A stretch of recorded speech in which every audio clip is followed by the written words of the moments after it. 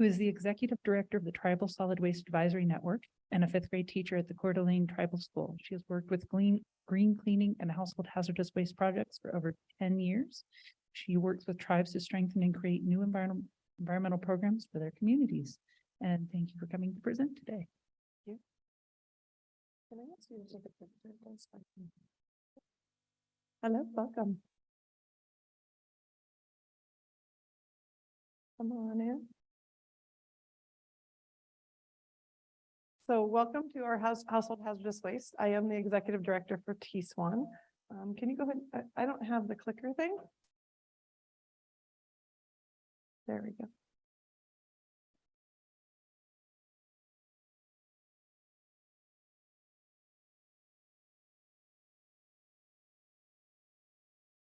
Okay. So TSWAN, while he's fixing that, I can tell you about TSWAN. We're a consortia of tribes. Our primary focus is training. We work with tribes to give them training in environmental issues and emergency response. I've been with TSWAN since 2013. I was their media specialist, program director, circuit rider, kind of whatever you give me the name, I did it. And this October, I became their executive director when our previous one stepped down. And we come together specifically to bring tribes to talk about what works, what doesn't work, what our struggles are. And we have 3 quarterly meetings where we bring tribes together to talk and to learn. We hold trainings every quarter, and we try to get people to share kind of where they're at and where they're going. We have a website that's currently under revision. You can get on there and see some of the things, but we're getting ready to add some more green cleaning on there and some tribal success stories. So you have resources to go to. Our goal as TSWAN is to be a resource for you to help you gather information that you need to have successful programs within your tribes. I am also a teacher. I teach 5th grade at the Coeur d'Alene Tribal School. I taught in Alaska at the Old Harbor. The Old Harbor is a public school on Kodiak Island. I was there for 2 years and then became their tribal administrator and environmental director. So I was in Alaska for 10 years before I came back to the lower 48. I specialize in household hazardous waste intentionally because I am somebody with asthma. I started in the environmental world in air quality, kind of thinking of ways to make it safer for myself, my daughter, and the elders in my community of Old Harbor. And so when we started all of our air quality projects, it was with my 9-year-old daughter who now just graduated from high school on Saturday. It's kind of crazy to see that she graduated, but she started doing studies on radon and indoor air quality. We did green cleaning because she was worried about her elders in Old Harbor, where she's from. Go ahead and change the slide. So I chose household hazardous waste as kind of a focus for me, specifically because of an experience I had in college. I was brand new to being kind of a apartment living, having roommates, and suddenly I had a roommate who decided to dye her hair in the bathtub and left our bathtub stained. And so I was cleaning it with bleach, and then they came in and gave me another cleaner. I have no idea what it was. So I started cleaning with that. And so the two reacted, and I ended up in the hospital with pneumonia, 3/4 of my lungs filled with fluids in less than 24 hours, just from being exposed to that interaction. So that came kind of my story behind why I think green cleaning is really important and thinking about these household hazardous waste that we have. On top of that, I have asthma. So even perfumes, like I'm wearing a lotion that I got from the hotel because it's so dry here. And just that perfume is making me cough, or that scent in the lotion makes me cough. So that's where I got started in household hazardous waste and learning about green cleaning. And I think it's essential for our tribes to learn to get back to the ways, more natural ways of cleaning instead of all the chemicals. There is a high rate of asthma in the United States. That's 1 in 12 people have asthma or a lung-related disease. On tribal lands, it is down to 1 in 10. So it's a higher rate on tribal lands to have the asthma or a lung-related disease. There's not necessarily a specific correlation to using household hazardous materials or toxins in our homes. But for me, I think there's a strong correlation there. That's a personal belief, though. In a typical day, we are exposed to 70,000 chemicals or toxins just in your everyday life. So if we can find ways to reduce those, to me, that's a priority for us as just people in general, but as tribal communities, because of the impact of our children and our elders. They have such a higher rate of illness or sensitivity to all of these. One of the things that I learned when I went to Alaska, I was there for 10 years, as I said. I became their environmental director, and I was watching our elders. I would go and help clean their houses or just help out in any way that I could. And they would use bleach like it was going out of style. I mean, we must have sent in gallons of bleach on every single plane that came into our village. One plane, I counted 17 bottles of bleach coming in. And when they would go to use it, they just pour a whole bunch in the bucket and fill it up with water, because bleach is what they use to clean everything. Wonderful idea, except it doesn't really work, and it creates such a toxic environment that was a big goal of mine, to get these elders away from using bleach, because that's what they've always used. And that's what I heard more than anything. Welcome, come on in. Come on. So teaching our community to read the labels and to learn how to use the chemicals that we are using properly was a big focus for me, because of this misuse. If you think about a bottle of Clorox, which usually I bring some chemicals with me to show you, but this is only a 45-minute presentation, so I have to kind of speed things up a little bit. If you just take a bottle of Clorox wipes, how many of you know that you're supposed to wipe down the table with a wet cloth after you use it? Because you're leaving that bleach. And we're taking our kindergartens, we're using these Clorox wipes in preschools to wipe down their toys and wipe down their tables. But we're leaving that bleach there. Those little babies take that bleach, put it in their hands, now it goes in their mouth.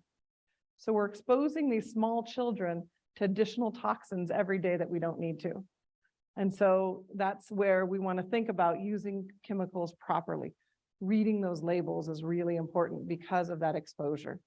And household hazardous wastes are the easiest things to reduce. It's almost easier than recycling. Recycling's hard because we have to find somewhere to take the recyclables to. But if we can reduce our household hazardous waste, it makes it safer for our employees that are working on the lands, as well as it makes our homes and the tribe. Sorry, he's fluffing the ground. This is Apollo back here. He's my service dog. He's used to being in my classroom where he kind of roams around the room. So I kind of made him sit down today. Go ahead. So the top toxins that we're exposed to every day is our BPA, our flame retardants, our pesticides, and our PFAS. And so PFAS is a long chemical name, and it's just shortened to PFAS, is predominantly in our Teflon. And so we're going to go through these as soon as he gets back.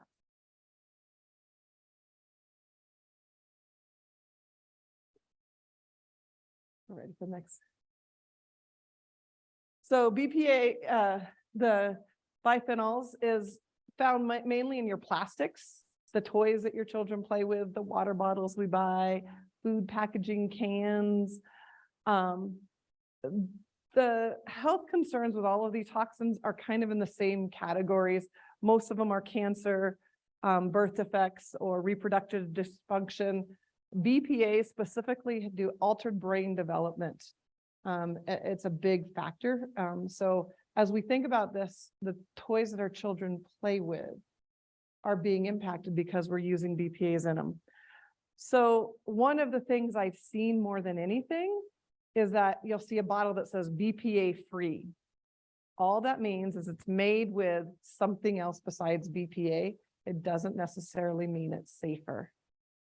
So, and that's a kind of misnomer that we have. We think if it says BPA free, okay, we're good to buy this plastic bottle. If it's a plastic bottle, you need to know it's going to have those polymers in it that produce that same kind of reaction that are harmful for us and our children. So the things that you can do easily for this one is to buy things that are not made of plastic. Those reusable plastic bags. I know I think about it all the time as I put my snacks in for my 2-year-old. I put his snacks in a little Ziploc bag so he can carry them around the house. And that plastic is one of those things that is a toxin that we want to try to get rid of. Go ahead to the next slide. So flame retardants, it's in most furniture. So you think about the couch that you sit in, the chairs that you have for work,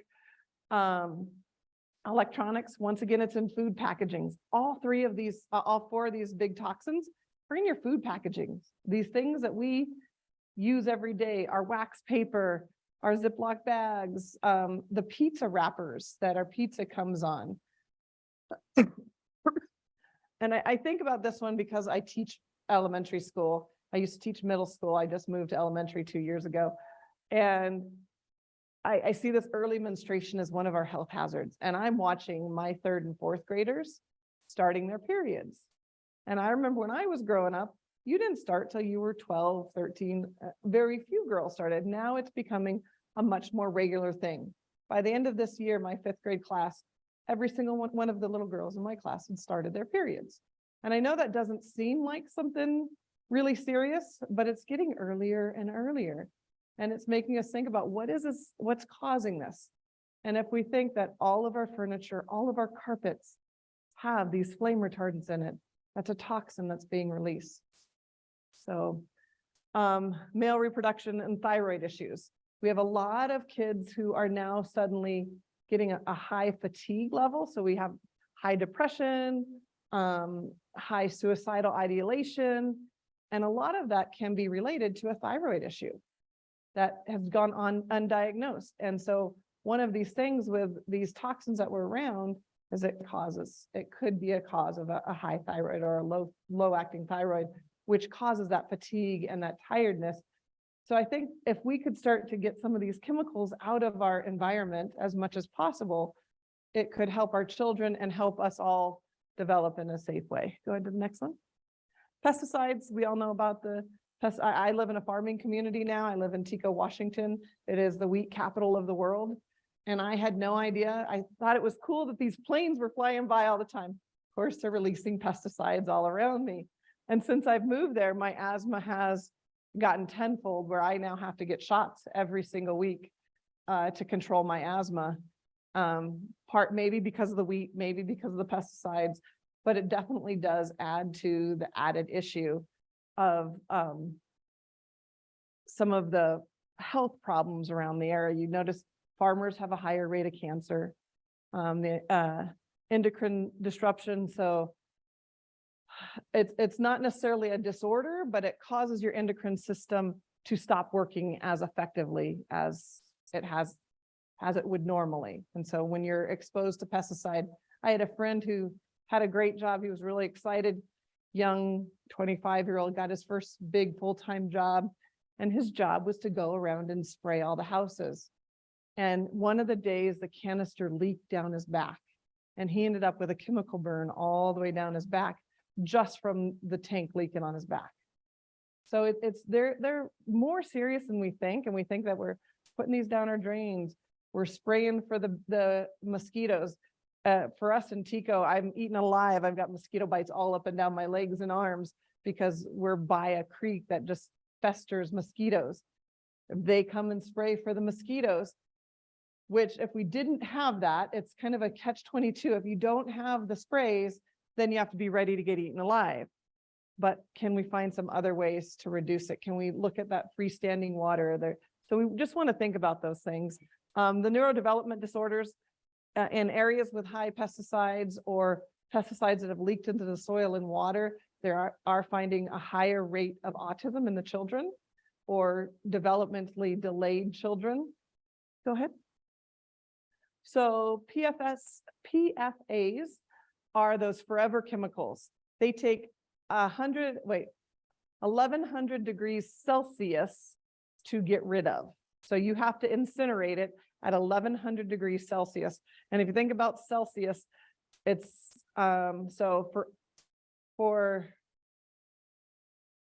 there's a formula you have to use to calculate from Fahrenheit to Celsius, but there's a big difference in the temperature. So 1,100 degrees Celsius is probably about 24,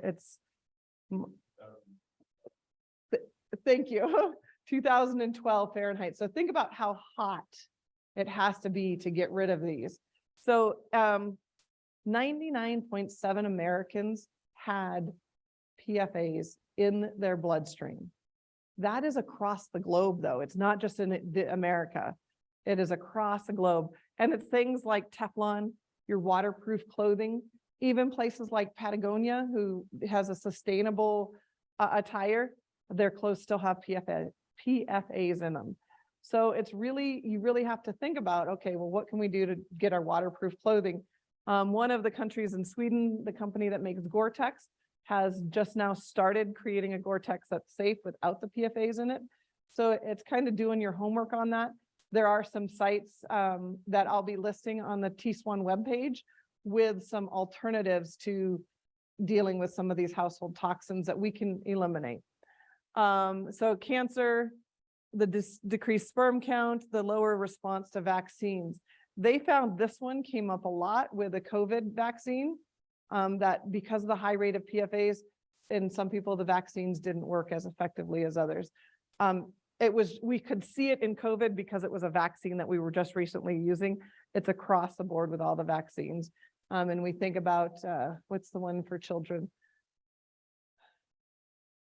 It's the Hep C. There's a Hep one that kids have to take now, that they take at 11 and 18. And the study showed that those with a higher rate of PFAS in them had a lesser effectiveness than those who didn't have it in it. So we think about those pans, and I know I've got those Teflon coated pans that have a scratch in it. One scratch is all it takes. So we just want to think about what other alternatives are there for that. So go ahead. Oh, and I forgot phthalates on the other one. So for us women, this is the big one because it's in almost every cosmetic out, and not all of them, but a lot of cosmetics have phthalates in them. And lead was the other one that used to be in our cosmetics. They are slowly weeding lead out. But you want to make sure we're thinking about this. It's not only in your cosmetics, but it's also in those personal care items. For women, the feminine hygiene products, shampoos, dyes, things like that. So you want to get phthalate-free shampoos and body washes. Medical equipment, that was the one that surprised me, is why are we putting something that's bad for us in a medical equipment? It is in there. It's used to make the plastics more durable, to make them stronger, so that I can understand the use of medical equipment, but sometimes I question some of the things we do.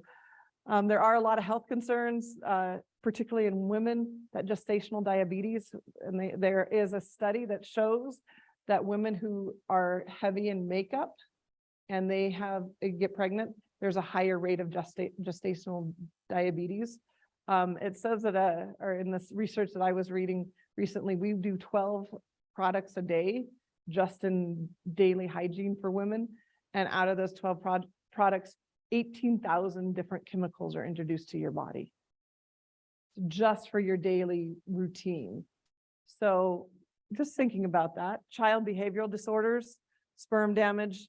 So all of these are things that impact the lives of not only our little children, us as adults, our future generations. And that's, to me, why household hazardous wastes are really important. Go ahead. So there's no way, when we're exposed to 70 to 80,000 a day, we can't get rid of them all, but we can reduce the exposure. Because you think about, you do everything you can to reduce it at home, and then you go into your office and they're using chemicals to clean. You have a flame retardant chair that you don't think about. If you don't have a wood chair, then you're going to have a flame retardant material in there. You can avoid plastics. Looking at your personal care products with a little bit more not diligence, but taking the time to read the labels and understand where it's coming from. A well-cleaned house and a highly ventilated home. So a lot of people still believe in using chemicals. And my 18-year-old daughter has gone through all the green cleaning with me, and she still insists. She says, I am not going to clean with vinegar. I don't like the smell of it. So just open a window, it goes away in a minute. Nope, I'm not going to use vinegar. So she went out and bought Pine Sol. Sure enough, the smell was there. It triggered an asthma attack, but she is set on, well, Pine Sol smells better. And if you can smell it, then it's not very safe for you. That's kind of the way you think about all the perfumes that people use, or when somebody comes in the bathroom. So at my school, there's a big deal when you go in the bathroom, you're supposed to spray the can when you leave. And I'm like, but it's not safe for us to do that. Somebody else is going to walk into those. But if you can smell a cleaning product, then it's something that is not healthy for you. Something that's clean should not smell anything. It should just be neutral, unless it's a smell like an essential oil, or like you have lemon. There are ways to put in smells that are safe to do it rather than not. One of the other things is to buy less. The less packaging we have, when you buy in bulk, you're dealing with less plastics. So these are just small ways you can do to change in your house, as well as trying to think about changing in your communities. Go ahead. So a household hazardous waste is anything that is toxic, corrosive, ignitable, or reactive. And I think about the hairspray that we use. How easy is it for hairspray to catch on fire? I have experience with my own 18-year-old daughter. When she was 15 years old, she caught on fire from her waist down, from stepping on, she was putting out a fire with her socks. Her socks ignited that fast. It was within 30 seconds she was on fire because she was in sweatpants, and they're very flammable. So you just want to think about how reactive are things in your house. Paint, stains, tarnishes, any solutions or solvents would go in this category. Cleaning solutions, batteries or e-waste, toiletries, perfumes, nail products, nail removers, the facial cleansing things that aren't natural, pesticides. Pretty much anything in your garage is considered a household hazardous waste. I go in there and there's oils, there's the fuel additives, there's steering wheel fluid or steering fluid, there's antifreeze in there. So anything that kind of is in, you would put normally in your garage, that goes in this category. The difference between a hazardous waste and a household hazardous waste means it's produced or used within your house or within your work environment that's a small scale. A hazardous waste would be something large scale that's done as like a business. So a company that promotes or ships chemicals. So we have Wilbur Ellis where I live, and it's a company that does all the pesticides and the chemicals for all the farmings. That would be just a hazardous waste, where a household hazardous waste is produced or used on a smaller scale. Okay, so most of us as tribal lands, we're dealing with a small scale. We're dealing with people bringing in from our homes. But if you happen to have a dry cleaning company on your reservation or in your tribal village, that would also be considered a hazardous waste. You have a medical center, that's a hazardous waste, but it doesn't fall under this category of household hazardous waste. In solid waste that we deal with as a tribal community, we're dealing on the most part with household hazardous waste, things that we're using as an individual consumer or a family consumer. Okay, go ahead. So one of the biggest issues we have as a tribe is dealing with that improper disposal. We have people who pour them down the drains, down the sewers. We pour them on the ground. I've seen people, oh, I'm done. I changed the oil in my car, and they just leave it setting right there and don't dispose of it properly. Leaving it behind. So we have a lot of the illegal or wildcat dumps, and people just fill a jug up. Okay, I changed the oil in my car. Here's a jug of the used oil. And they just leave it on the side of the road or in a big pile somewhere. All of the improper disposal can cause health hazards and pollution to our land. And as a tribe, one of our #1 goals is to preserve the land that we have for future generations and give us an environment that's safe for our children and our elders to live in. So the biggest thing with these household hazardous waste is that threat that it gives to the land and the people. And if you think about the soils that's contaminated by the pesticides or the things that are left behind, I know we've had some of the tribes, particularly in Alaska, you've had some tribes that have what do they call them? The 55-gallon drums of just use something. We don't even know what it's in them. And they're just kind of all over. Those are big hazards that are polluting our land, and they're starting to seep out. The time the seals are getting corroded. And so these are things that we're dealing with on a basis more regularly than we want to, where before people buried them and we kind of forgot about them. And we're trying to bring that more to life because of that damage that it's causing to our wildlife and the people where we live. The unsafe soil and water. Where I live, I work with the Coeur d'Alene tribe. That's where I teach. And the mining that was done in the Silver Valley has impacted all the streams down. And I'm probably 100 miles away from the Silver Valley. And the stream that goes through my town of Tico is completely unsuitable for live things. We are starting to get some otters there, and we have some small fish coming back, but you can't eat them. You can't do anything with them because it's so contaminated. And that's 100 miles downriver. And this is just a little stream that goes through our town. So one of the biggest things for me as a threat to our tribe is the employee safety. I think about the solid waste workers who are dealing with that bag of trash with the household hazardous waste in there. Where I was from, we had a burn box. Everything got put into the burn box, and we had explosions going off in there all the time. Ammunition, firecrackers, we would have chemicals put in there. And it just, that safety environment was a big concern for me as an environmental director, that I thought was the biggest awareness to the community. We actually had one of our employees, he had done the burn box, lit it on fire, and it kind of backfired on him and ended up scalding his hand. And that's what it took for my community to say, wait, we're not going to put hazardous waste in here anymore. It took somebody getting hurt. And so that's kind of the thing that always makes me think about the importance of hazardous waste. The toxic environments, air quality concerns. I think about all of our elders. We have a lot of people with compromised immune systems, and we're adding to that. And so if we can remove some of that, we could help with those health concerns. The pollution of the land and illegal dumping. I've seen the illegal dumping on many of the tribes that I've gone to visit.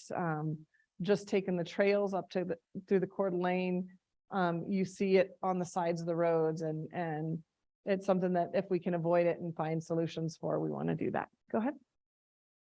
So the biggest way to get rid of household hazardous waste is to change the way we do things. And that's a hard thing to say. It's hard to get people to want to do that. How am I doing for time?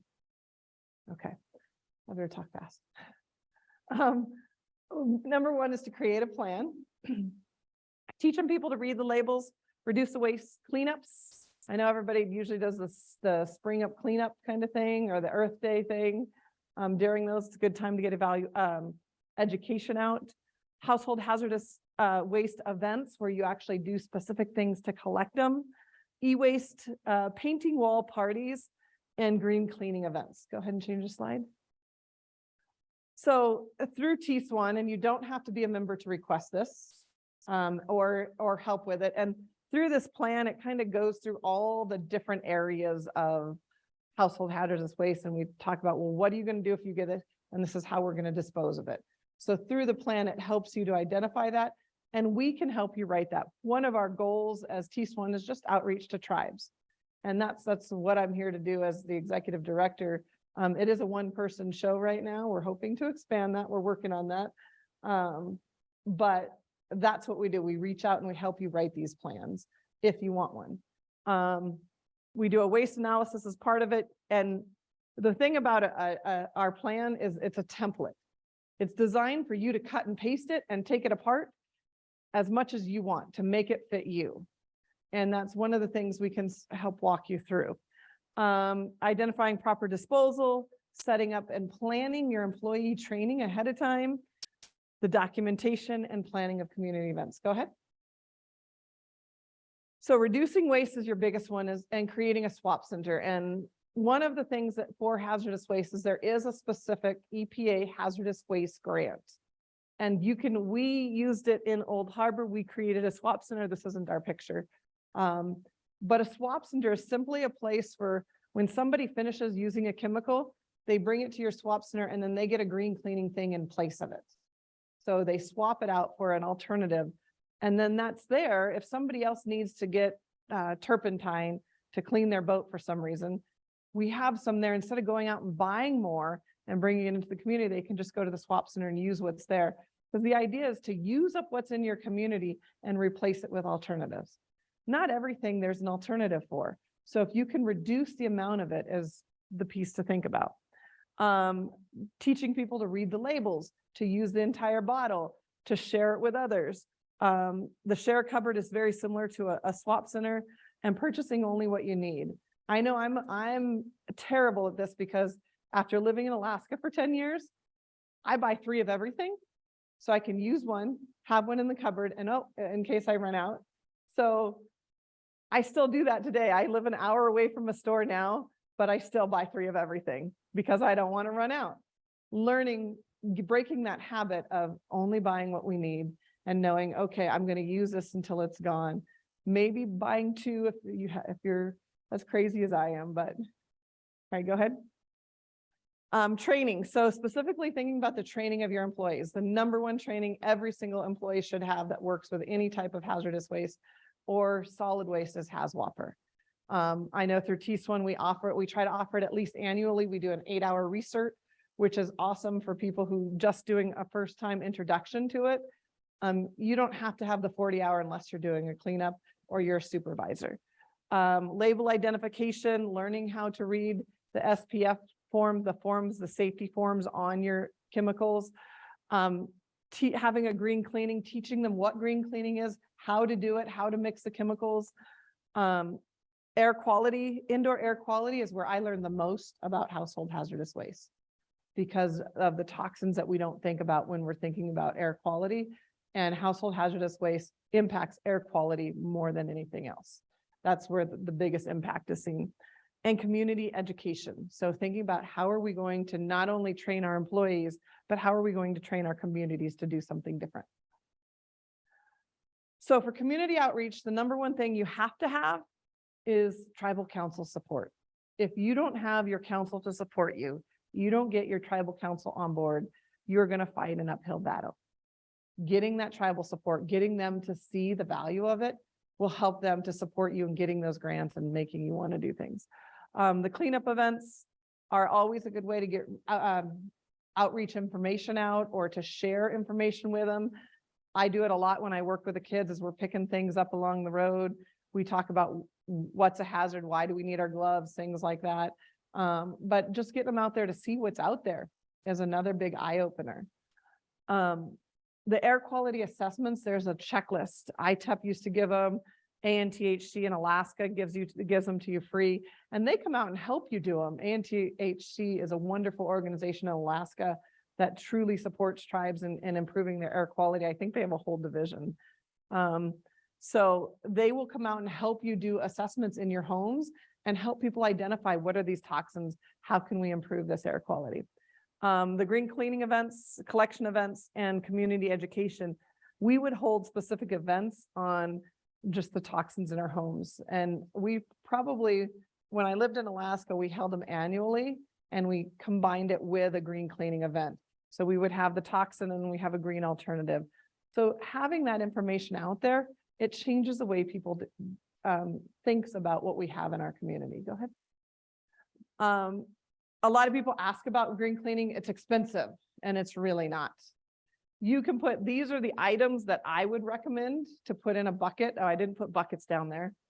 You put them in a bucket and you hand them out to the communities and it gives you everything they need to make any type of chemical, to clean your toilets, to scrub. I have a glass top stove and I use vinegar, baking soda, and lemon juice or citrus juice. The best cleaner I have is oranges put in vinegar and poured into a spray bottle. And that cleans everything in my house. And it smells fresh and orangey on top of it. Oranges and citrus is a really good smell that is not only good for cleaning the environment, but it also is a smell that kind of wakes you up.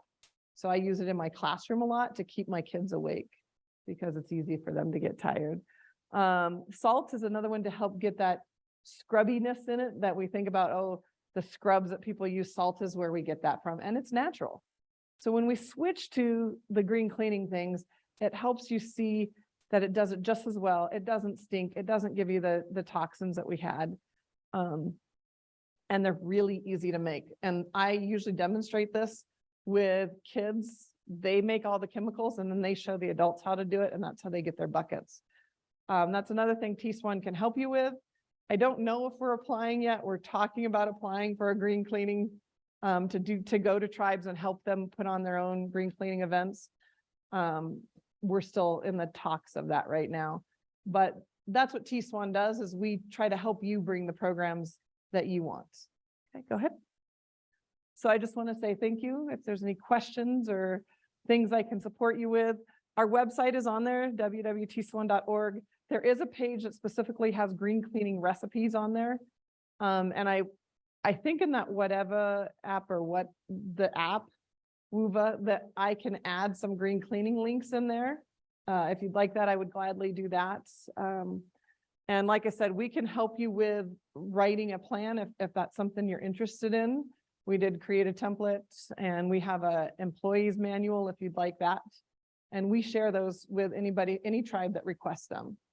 That's what our organization or our organization does. You do not have to be a member. Membership is free. We pay for all of our travel for our members. We pay for 2 members per tribe to come to our meetings. Anything else I can answer for you or questions? Sorry, I went really fast because it was only a 45-minute. I'm used to doing this in like an 8-hour half-day thing. So anything I can answer? Yes. When you're using citrus to then vinegar, you can feel the outside of the skin. Depends. You can use both. When I did my green cleaning buckets, because in Alaska we had such a hard time getting citrus, I just did the liquid, just the liquid. In my home, I eat a lot of oranges, so we just put the rinds right into the vinegar. And it really takes that vinegar smell out, the more citrus rinds. Yes.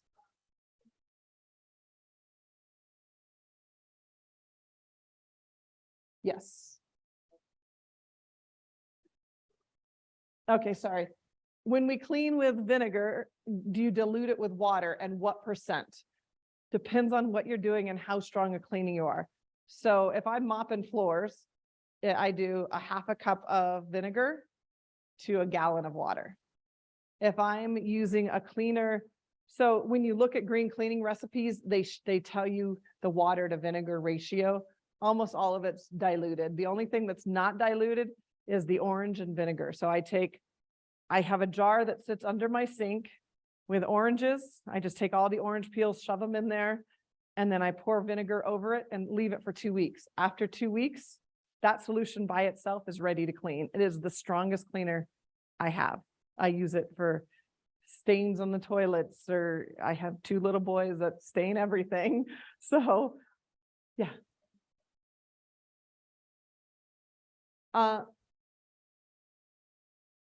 Yes, I only use half a cup. I pour it in at the beginning. I put it in my bleach spot. So I take half a cup and I put it in my bleach hole. I use half a cup. Yeah. And you can, I poured it also. I had one of those softener balls that you get, one of those Downy softener balls. I put the vinegar in that ball, and it's about, so I want to say it's a little bit more than half a cup.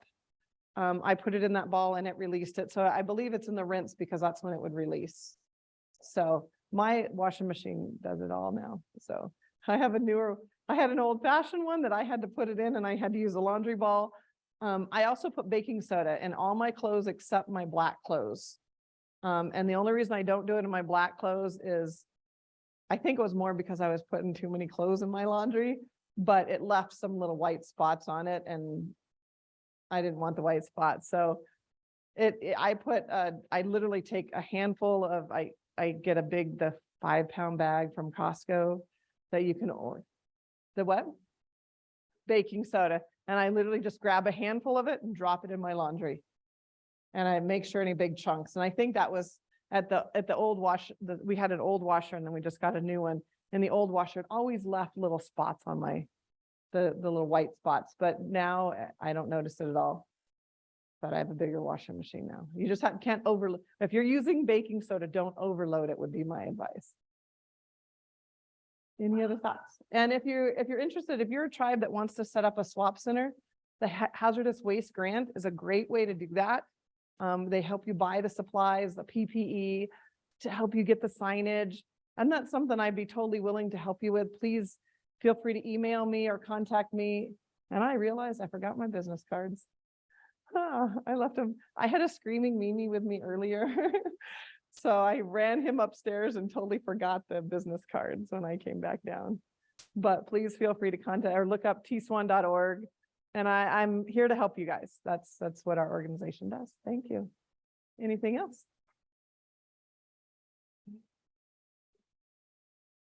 Yep, I just dropped the whole, I eat the orange and put the peel in the vinegar. And doesn't mold at all. And I just keep using that same bottle over and I guess eventually they kind of got a little squishy. And I'd say after 6 months, I just swapped it out and got another jar. But I just use that same jar for a long, like I don't ever remember swapping it out when I lived in Alaska. But I noticed here, I have I have dogs that get into everything and little boys. So I have to swap it out a lot more often. So, but yeah, I don't use, that's like my favorite. That's my clean everything solution. I put it in a squirt bottle. I have glass squirt bottles. I use Norwex for a lot of things because I like the higher quality. I'm finding they don't, I bought some, I did a challenge between like spending the extra money on the Norwex versus dollar store ones. And the dollar store ones work like for quick cleaning and I use them more for like napkins kind of thing. And the Norwex I've had for 2 years now and they're still in great shape and they are just real high quality. So I use those and I use glass bottles from them. I find I like the glass. They seem to work really well, but you can get them. We got them when I lived in Alaska. We just got them on Amazon because that's the only thing that shipped to us there. And we used Amazon for everything. We do them with every quarterly meeting. So our next meeting is in OMAC. And so that's where we're doing our 8-hour HAZWOPER. It's on the 19th of June. We do wherever we get a host tribe within our organization. So we had one, where was our last one? We did it at Macaw, which was a little bit of a drive. And then this one is in OMAC, will be in Pendleton for the Umatilla tribe in October. So we do one in March, the last week of March. We do one sometime in June, and then we'll do one. It used to be August, but this year they asked us to put it in October. So, and to be a member, it's literally a resolution. And you have to designate a representative to come to the meetings, and that's all it takes. So, and on our website, it tells us, if you go onto tswan.org, it says becoming a member. And we have, most of our tribes are from Kodiak Island because that's where I used to live. And they kind of knew me well, and we all kind of traveled together. We used to have New Haven. They stopped coming. Their representative passed away, and I don't think they replaced them since then. Some. I used to train teachers there. So I've been to a couple of the things there. I was given the nickname or the Yupik name of Rabbit by the students there. Yes. I could never, one of the little girls said, This is your new nickname, and that's my name now, so I'm a rabbit. So I haven't done that for many years, but yeah, let's see,